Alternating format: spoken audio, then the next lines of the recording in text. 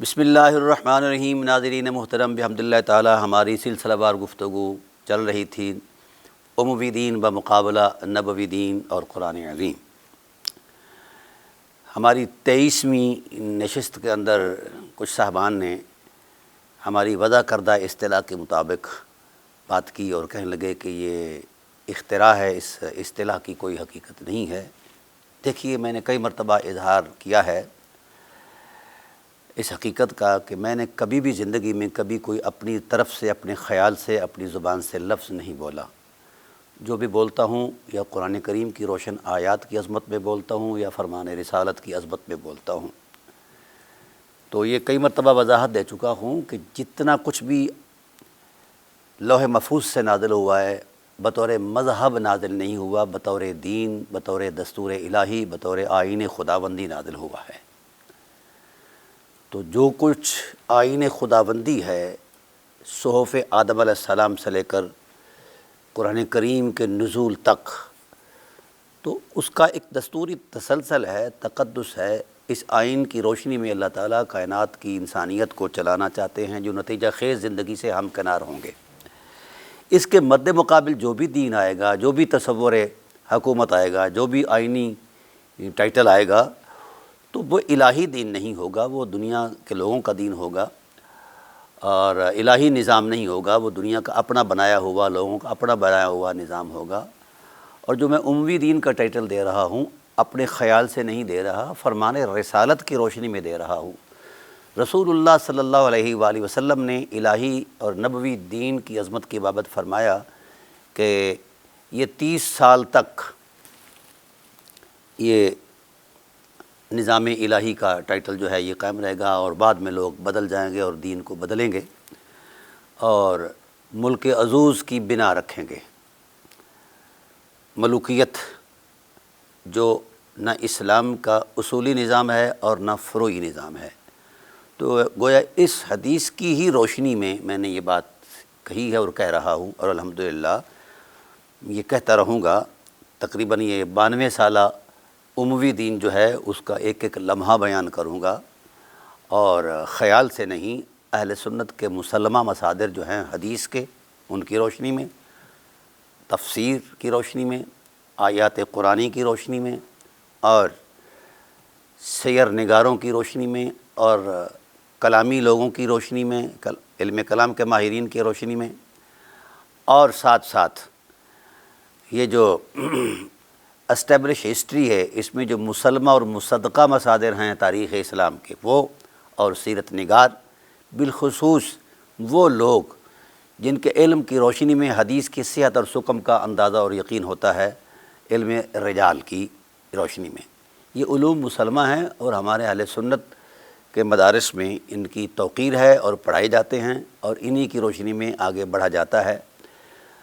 تو اب اگر اعتراض کرنا ہے تو میری گفتگو پر نہیں، بلکہ ان مسلمات پر اعتراض کرنا ہے جو قرآن کریم کے سینے میں ہیں، زبان رسالت سے بیان فرمائے گئے ہیں، یا محدثین نے بیان کی ہیں، اصحاب رسول علیہم الرضوان کے عینی شواہد ہیں۔ یہ چیزیں ہیں، ان پر اعتراض کریں، مجھ پر اعتراض نہ کریں۔ میں نے تو ان کی کہی ہوئی بات، دیکھی ہوئی بات وہ بیان کی ہے۔ تو اس اصطلاح کا جو ٹائٹل ہے وہ خود زبان رسالت سے موجود ہے کہ خلافت راشدہ کے بعد ملک عزوز ہوگا، ملک عزوز جو کاٹ کھانے والی حکومت۔ اور اس نے کتنے مسلمان کاٹ کھائے؟ صرف حصول اقتدار تک امویوں نے آتے آتے تقریباً 1,14,000 مسلمان قتل کیے۔ یہ میری کہی ہوئی بات نہیں، یہ تواتر کے ساتھ اسٹیبلش ہسٹری بیان کر رہی ہے۔ احادیث کے سینے میں یہ حقیقتیں محفوظ ہیں، اور سیرت نگاروں نے، کلامی لوگوں نے ان حقیقتوں کو بیان کیا ہے، اور خاص کر رجال کے جو ماہرین ہیں، ابن ابی حاتم سے لے کر مزی تک، مزی سے لے کر ذہبی تک، ذہبی سے لے کر آگے تک، جتنے بھی رجال کی سینکڑوں کتابیں اس کے اندر یہ چیزیں موجود ہیں۔ تو اگر جھٹلانا ہے تو علم کے ذخیرے کو جھٹلاؤ، آیات الہی کو جھٹلاؤ، جیسا کہ تم جھٹلا رہے ہو اعتراض کرنے والے۔ جھٹلانا ہے تو ذخیرہ علم کو، جتنے بھی اس کے منابع ہیں، اس کو جھٹلاؤ۔ میری اپنی ذاتی بات تو نہیں ہے۔ ہاں غصہ الگ بات ہے، جیسے ابھی مجھے کسی صاحب نے کلپ بھیجا، ایک مولوی صاحب ہیں منڈی باب الدین کے، انہوں نے بڑی بات کہتے ہوئے یہ بات کہی کہ یہ بات غلط ہے کہ جناب یہ فتنہ پھیلا رہا ہے، بہت بڑا فتنہ ہے، فلاں فلاں فلاں فلاں۔ تو میں مولوی سے کہتا ہوں کہ مولوی جی، آپ گوندل ہو کر خود کو سید کلواتے، شرم نہیں آتی؟ آپ کے علاقائی لوگوں نے، آپ کے گاؤں کے لوگوں نے یہ تصدیق کی ہے، اور ڈی این اے ٹائٹل کے طور پر تصدیق کی ہے کہ آپ گوندل ہیں، تو آپ اگر جھوٹ بولیں تو پھر آپ کی بات پر اعتماد کیسا، اس کا جواب کیسا؟ تو الحمدللہ آپ جو کہہ رہے ہیں میرے پاس اس کا خاصا جواب ہے۔ آپ ایجنسیوں کو، اداروں کو اکسا رہے ہیں کہ اس کا بندوبست کیا جائے، یہ کیا جائے، وہ کیا جائے۔ اس معاملے میں ذرا ہزار بات سوچنا، اگر 1 سینٹی میٹر بھی کوئی بدماشی کی کوشش کی تو پھر یاد رکھنا اگلا قدم پھر جو ہمارا ہوگا اللہ تعالیٰ کے فضل و احسان سے آئینی حدود کے اندر رہ کر وہ رہتی دنیا تک یاد رکھے گی دنیا۔ بہرحال جہاں تک مجھے تم لوگوں نے یہ کہا کہ یہ فتنہ پھیلا رہا ہے، الحمدللہ ایسا نہیں ہے۔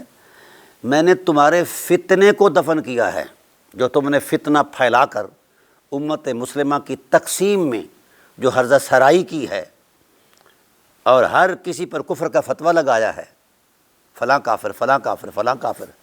کفر کی مشین تو تمہارے گھر میں رکھی ہوئی ہے، کفر کی پینسل کے ساتھ تو تم ہر ایک پر کفر کے فتوے لگاتے ہو، کفر سے نیچے تو کوئی تمہارا فتویٰ ہی نہیں ہے۔ اپنے گریبان میں جو کہ مولوی جی باتیں کرنا آسان ہے، اور مد مقابل آ کر دلائل کی دنیا میں بیٹھ کر بات کرنا اور ہے۔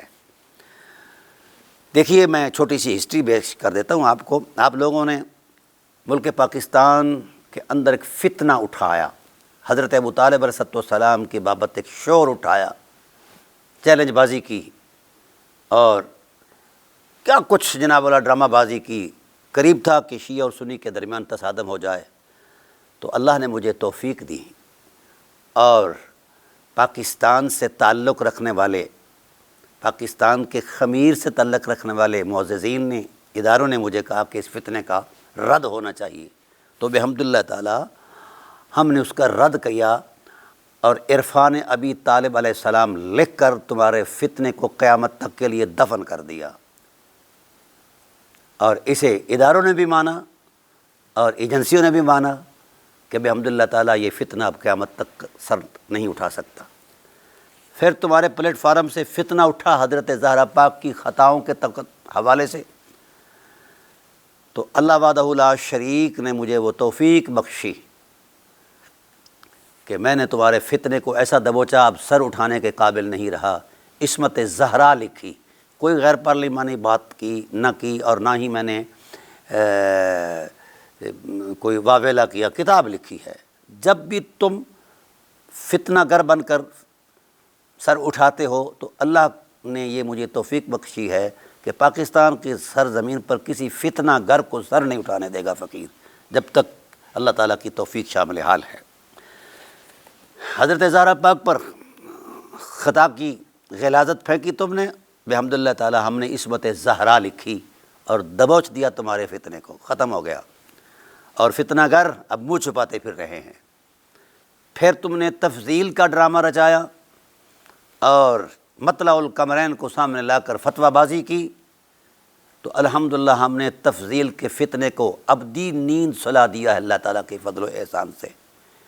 ہم نے پہلے مطلع القمرین کا رد لکھا، انوار الثقلین علی رد مطلع القمرین، جس نے تمہاری روح کو تڑپا کر رکھ دیا۔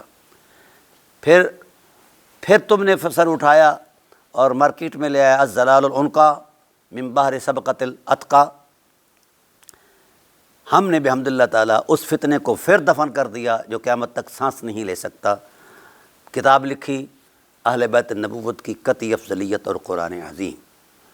پھر تمہارے فتنے نے سر اٹھایا، اکابر سادات اہل سنت اور علماء اہل سنت پر تم نے ہرزہ سرائی کی، کسی کو سفید ریچھ کہا، کسی کو لیٹرین کا لال بیگ کہا، کسی کو کچھ کہا، کسی کو کچھ کہا، تو اللہ نے پھر یہ توفیق بخشی کہ میں نے تمہارے اس فتنے کو دفن کر دیا، اور ان پر جب تمہارا یہ رافضیت کا الزام تھا کہ یہ رافضی ہو گئے، فلاں رافضی ہو گیا، فلاں رافضی ہو گیا، تمہیں صرف لفظ آتے ہیں، بے وقوفو، تمہیں نہ حکمت ہے تمہارے پاس، نہ دانائی ہے، نہ شعور ہے، نہ علم ہے، نہ حیا ہے، تم صرف یہی باتیں رٹی رٹائی لے آتے ہو اور لوگوں کو پریشان کرتے ہو۔ اب وہ وقت چلا گیا ہے، اب اللہ نے دنیا کو شعور دے دیا ہے، دنیا ٹیلی کمیونیکیٹ ہو چکی ہے، ایک فنگر ٹپ کے اندر وہ ساری حقیقتیں معلوم کر لیتی ہیں۔ تو بحمد اللہ تعالی ہم نے اس فتنہ کو دفن کرنے کے لیے سنی کتب احادیث کے شیعہ رافضی راویوں کو سامنے لا کر 16,000 احادیث صرف صحاح ستہ سے تمہیں پیش کر کے تمہارا منہ بند کیا اور اس فتنے کو قیامت تک کے لیے دفن کر دیا۔ پھر ایک تحقیق آئی جس میں میں نے 1,47,522 روایات نکال کر تمہارے منہ پر دے ماری، یہ فیضان روافظ ہے۔ پھر تمہارے فتاوی رضویہ شریف کا فگر قائم کیا جس میں 71% روایات جو ہیں وہ شیعہ اور رافضی راویوں کی خیرات اور فیضان ہے۔ تم تو منہ دکھانے کے قابل نہیں رہے، اس کا علمی جواب تو تمہارے پاس ایسا نہیں ہے، نہیں یہی کہہ رہے ہو کہ فتنہ گر فتنہ گر۔ بحمد اللہ تعالیٰ اس فقیر کو دنیا جانتی ہے، پاکستان کی ایجنسیاں جانتی ہیں بحمد اللہ تعالیٰ، اور ادارے جانتے ہیں، اللہ تعالیٰ کے فضل و احسان سے میرے کام کو بھی جانتے ہیں، اور وہ سمجھتے ہیں کہ اللہ نے مجھے جو توفیق بخشی ہے، میرا تو پروفیشن ہی نہیں ہے یہ مولویت، میں تو ایک کاشتکار ہوں، مجھے اللہ نے اسی لیے توفیق بخشی ہے کہ جو آپ یہ سانپوں کی سریاں نکالتے ہیں نا، تو ان سانپوں کی سریاں رگڑنے کے لیے اللہ تعالیٰ نے مجھے یہ توفیق بخشی ہے۔ جب بھی تم کوئی فتنہ کھڑا کرو گے تو اللہ کی توفیق سے فقیر میدان میں آئے گا۔ پاکستان کی سالمیت میری اولین ترجیح ہے اور میرے خمیر کا حصہ نہیں بلکہ میرے خمیر کی حقیقت ہے، میں اسی خمیر سے پیدا ہوا ہوں، اس سے وفا میرا ایمان ہے۔ اور اسلام کی اکائیوں پر پہرا دینا اور حقائق کو امت کے سامنے پیش کرنا اور دین الہی کی صحیح تعبیر کرنا میرا منصبی فریضہ ہے۔ تم کون ہوتے ہو ایسی باتیں کرنے والے؟ فتنہ کرو، تم نے کس کو نہیں کافر کا فتویٰ دیا، کس پر کفر کا فتویٰ نہیں لگایا؟ بڑے بڑے اکابرین اہل سنت تمہارے فتووں کی زد میں آئے، جب میں نے تمہاری ہسٹری کھولی تو آگ لگ جائے گی، تمہیں منہ چھپانے کے لیے جگہ نہیں ملے گی کہ تم نے کس کس حرمت کو پامال کیا ہے۔ بس اتنی بات تمہارے لیے کافی ہے۔ بہرحال میرا عنوان ذاتی نہیں ہے، اموی دین اور نبوی دین، میں آپ کے سامنے وہ حقائق پیش کر رہا ہوں۔ اور اگر کوئی شخص یہ کہتا ہے، مجھے یہ اطلاع ملی ہے کہ کسی خانقاہ کے سجادہ نشین نے یہ بات کہی ہے فرط جذبات میں کہ جب اکابر اولیاء کرام نے بنو امیہ کے فضائل بنا کے بیان نہیں کیے تو ہم کیوں کریں؟ تو اس بات پر طوفان کھڑا کر دیا گیا ہے اور بڑے بڑے مفتیوں نے کلغیاں لہرائی ہیں، جانتے بھی ہو اس بیچارے کو کیا کہتے ہو؟ آؤ نا فضائل اور مناقب قرآن اور سنت کی روشنی میں ذرا ثابت کر کے تو دکھاؤ، پتہ چلے کہ آپ بنو امیہ کے ساتھ کتنے وفادار ہیں۔ صرف آپ شوربہ بنانے کے لیے شور شرابہ کرتے ہیں، یہی آپ کی اوقات ہے۔ اور میں نے کئی مرتبہ اس بات کو دہرایا ہے، اہل بیت نبوت کا تھوکا ہوا چاٹ کر پلنے والے مولویوں، تم اہل بیت کے دشمنوں کے گیت گاتے ہو، شرم سے مر جاؤ۔ بہرحال میرا منصب نہیں ہے کہ میں ایسے بازاری ملاؤں کی باتوں پر کان دھروں اور شروع کر دوں ان کو۔ میں اپنے عنوان کی طرف آ رہا ہوں۔ اب میں ایک نمونہ پیش کر رہا ہوں، یاد رکھنا، معاویہ سے نفرت کرنا اصحاب رسول کی سنت ہے، اور معاویہ کے باپ سے بھی نفرت کرنا۔ میں وہ لوگ پیش کروں گا اصحاب رسول علیہم الرضوان جو ہزاروں کی تعداد میں ہیں، وہ ایک سیریل کے ٹائٹل پر میں پیش کروں گا۔ ابھی اپنے عنوان کے مبادیات پیش کر لوں کہ کتنے اصحاب رسول علیہم الرضوان معاویہ کے مظالم پر پریشان تھے اور ان سے وہ نفرت کیا کرتے تھے، اور تمہارے نانا جان ابو سفیان کے رویوں پر۔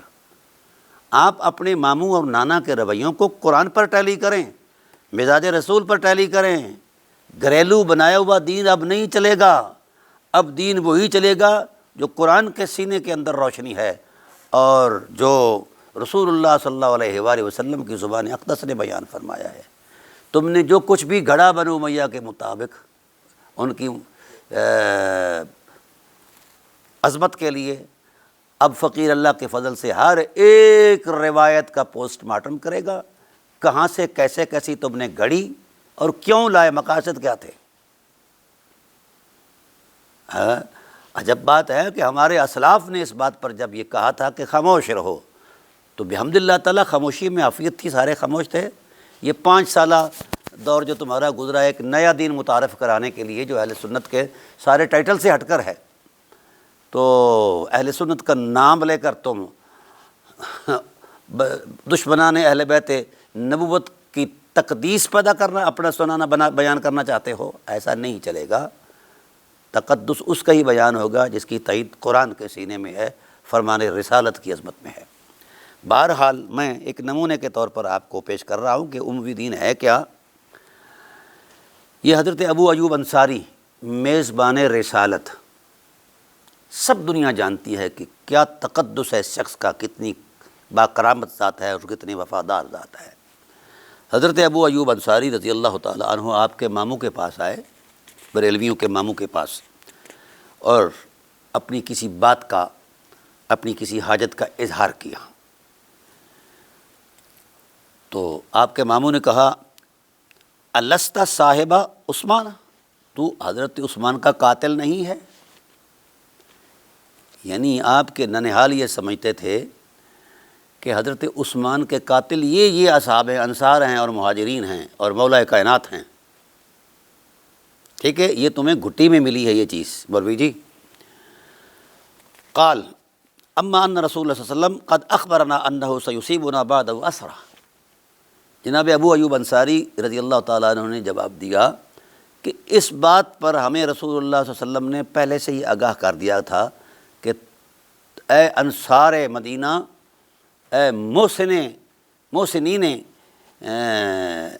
امت اور محسنین مہاجرین، میرے بعد تمہارے ساتھ ایسا سلوک ہوگا جو ناقابل برداشت ہے، ترجیحی سلوک ہوگا۔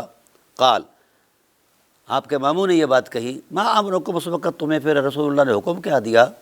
کہا امرنا ان نصبر حتی نرد علیہ الحوض۔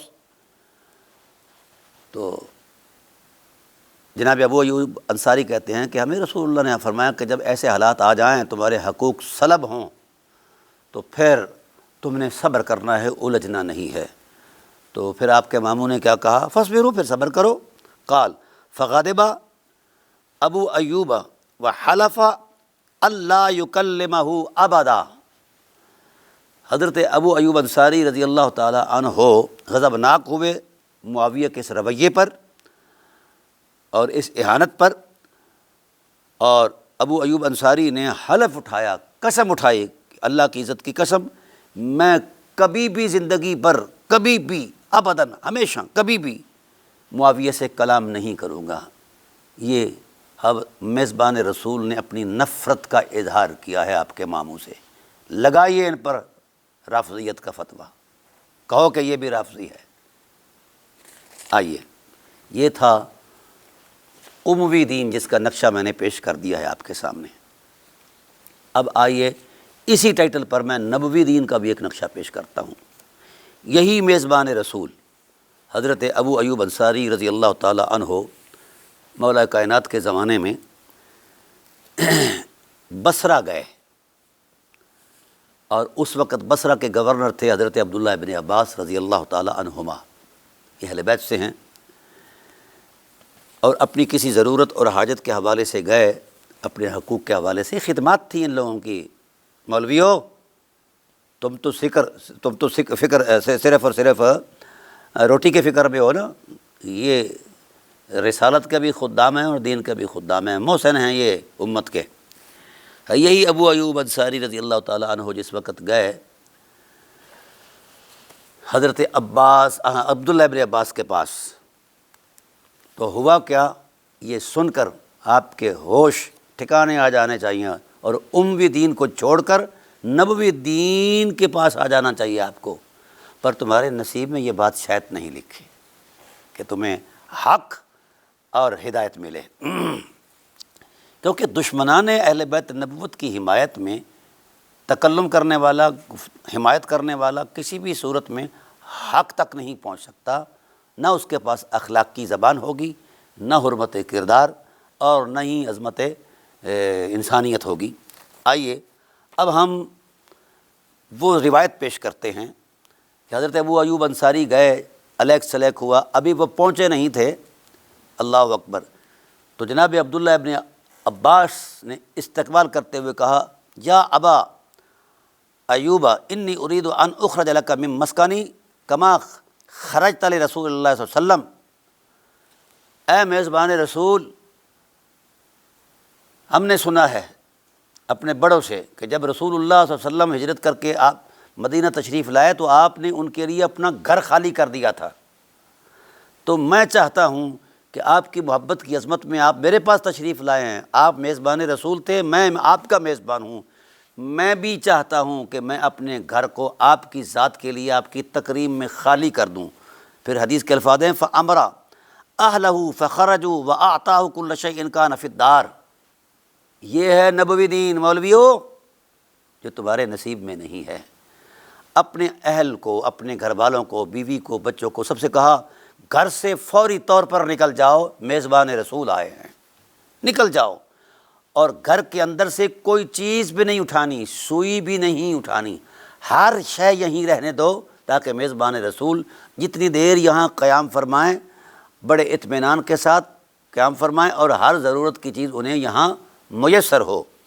تو ایک سوئی تک اور دھاگے تک بھی نہیں آپ کے اہل خانہ نے اٹھایا، سب فوراً نکل گئے، وہ گھر خالی کر دیا تکریم کے لیے۔ کس کے لیے؟ میزبان رسول کی تکریم کے لیے۔ اسے کہتے ہیں اصحاب رسول کی تکریم۔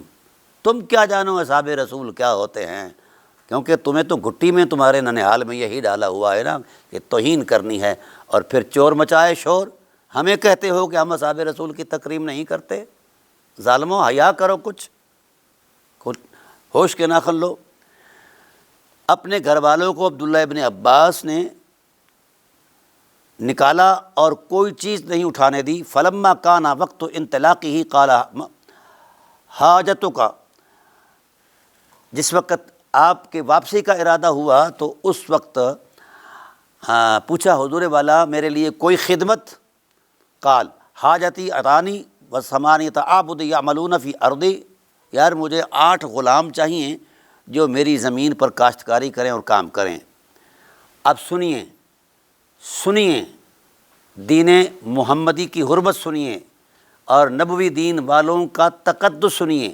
حضرت عبداللہ ابن عباس اٹھے، کہنے لگے حضور والا آپ 8 غلاموں کا تقاضا کر رہے ہیں، وَكَانَ أَعْطَاهُ 4,000 فَأَضْعَفَهَا لَهُ 5 مَرَارٍ فَآتَاهُ 20,040 عَبْدًا۔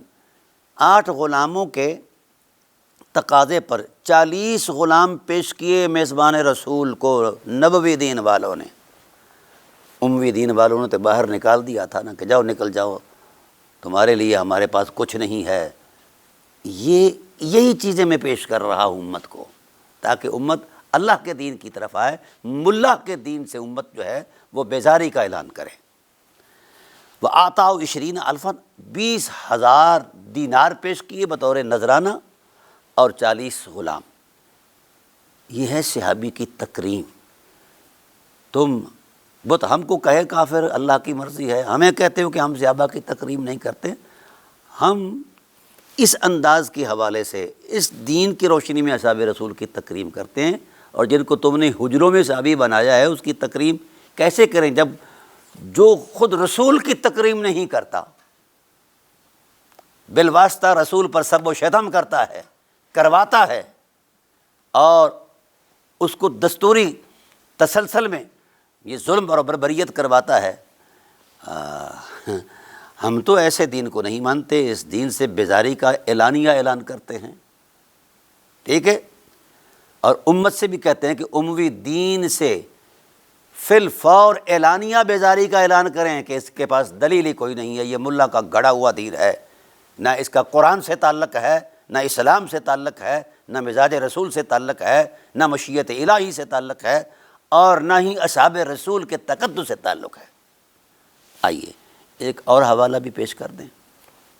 ویسے تو بحمد اللہ تعالیٰ میں جس وقت سیریل شروع کروں گا، کتنے اصحاب رسول کی توہین کی ہے بریلویوں کے ماموں نے اور نانا نے، یہ الگ سے ایک ٹاپک ہوگا سیریل۔ حقائق جب سامنے آتے ہیں تو آپ کو کڑوے لگتے ہیں۔ اگر کوئی وہ عامر قریجہ صاحب نے کہہ دیا ہے کہ اگر بزرگان دین ہمارے نہیں ان کی تعریف و توصیف اور جناب والا فضائل گھڑے ہوئے بیان کرتے تو ہم کیوں کریں؟ تو اس پر آپ لوگوں نے طوفان کھڑا کر دیا ہے۔ بتاؤ کون سی فضیلت ہے جس وقت تمہاری وضع کردہ جعلی فضیلتیں ہم ان کو ننگا کریں گے، ہوش آ جائے گی تمہیں کہ تم کس پانی میں ہو۔ حضرت حجر بن عدی اور ان کے 12 ساتھی کس جرم کی پاداش میں قتل کیے گئے؟ کیا وہ صحابی نہیں تھے؟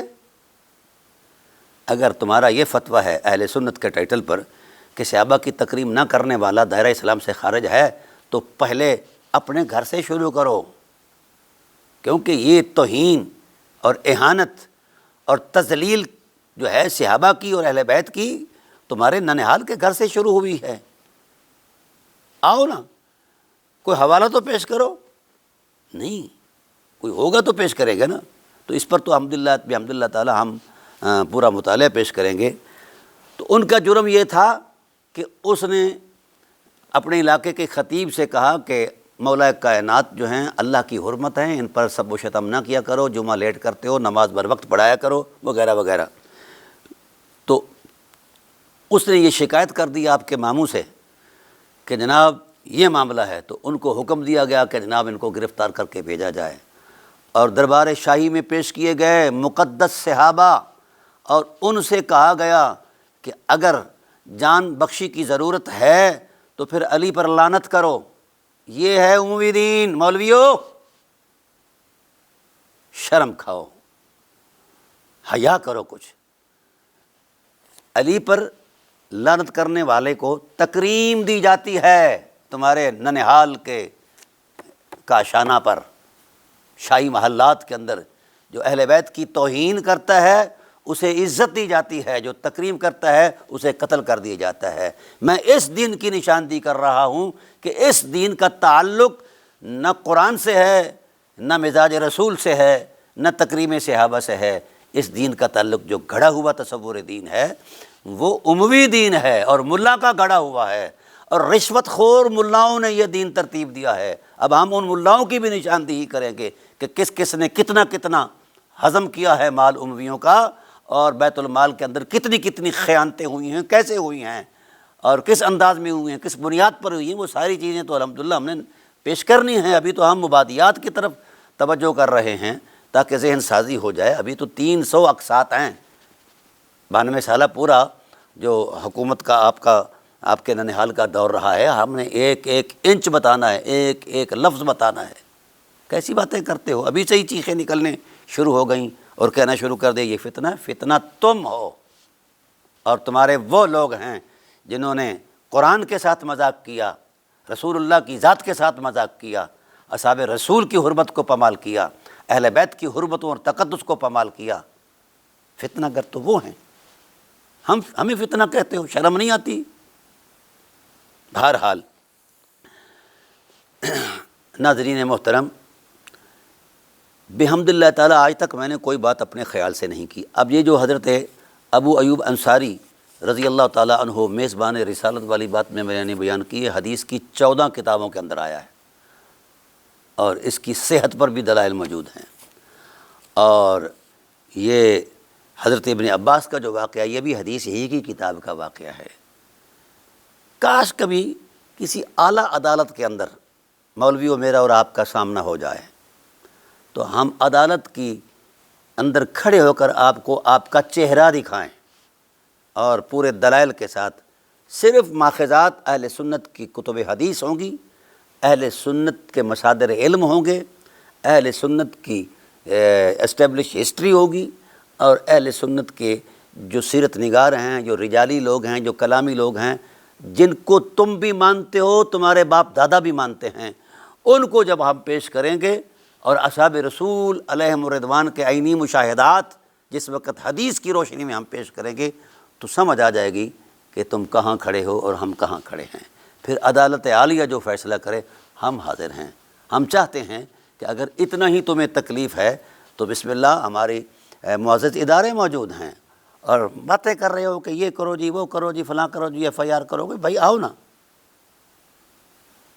اور تم میری باتوں کو سباق و سیاق سے ہٹ کر، قطع برید کر کے، چوروں کی طرح جملے چرا کر لوگوں کے سامنے پیش کر گمراہ کر رہے ہو، پیش کر کے میرے پورے بیانات سنو اور سننے کی ہمت پیدا کرو، پھر اس کا جواب دو۔ اگر تمہارے پاس ہے دلیل سے دو، مصادر علم سے دو۔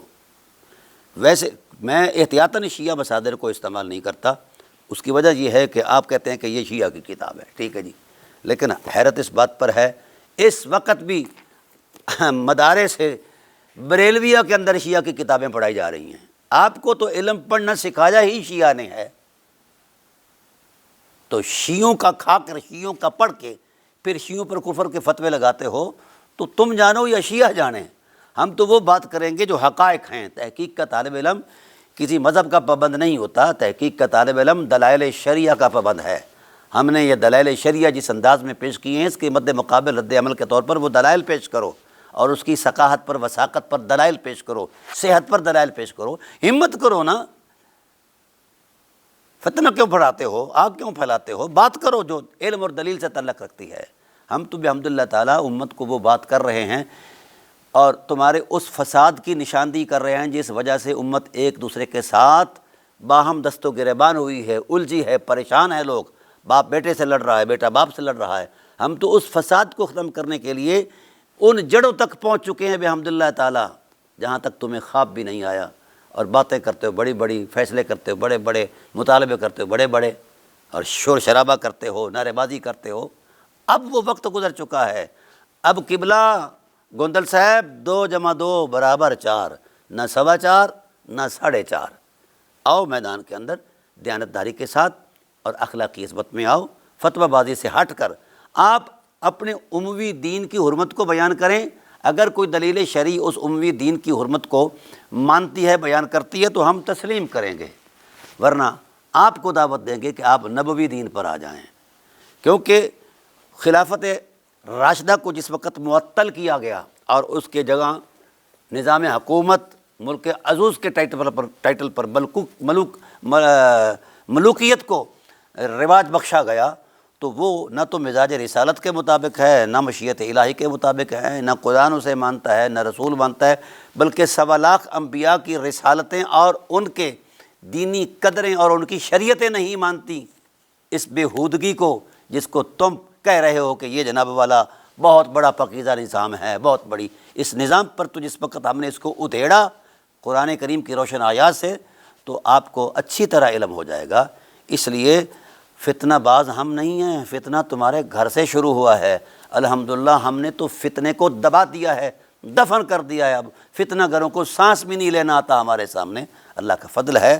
باقی یہ جو آپ مجھے ڈراتے چھڑاتے ہیں، ہم الحمدللہ ان چیزوں کو جانتے ہیں، قانون دان بھی ہیں، قانون کا احترام بھی جانتے ہیں، اور یہ بھی جانتے ہیں کہ جناب والا ہم جو کچھ کہہ رہے ہیں خود سے نہیں کہہ رہے، نہ کسی کے کہنے پر کہہ رہے ہیں۔ آپ یہ بھی الزام لگاتے ہو کہ فلاں ہو گیا جی، فلاں سے مال لیا ہے، فلاں سے، آؤ ثابت کرو نا، ہم ثابت کریں گے کہ تمہیں کہاں سے کیا آتا ہے، آئے نا، چلو یہی عنوان بنا لیتے ہیں۔ بحمد اللہ تعالیٰ ہمارے پاس سب کچھ ہے، اور اللہ تعالیٰ کے فضل و احسان سے ہم ضمیر اسلامی رکھتے ہیں اور خمیر پاکستانی رکھتے ہیں۔ پاکستان کی وجود، بقا، استحکام کے خلاف جو بھی کوئی کسی قسم کی رخنہ اندازی کرے گا، ہم بحیثیت پاکستانی اس کا مواخذہ علم اور دلیل کی روشنی میں اللہ کی توفیق سے کرتے ہی رہیں گے۔ فسادی تم ہو، ہم نے تمہارے فساد کو دفن کر دیا ہے، آؤ دلیل کی دنیا میں اپنی بات سناؤ۔ وما علینا الا البلاغ۔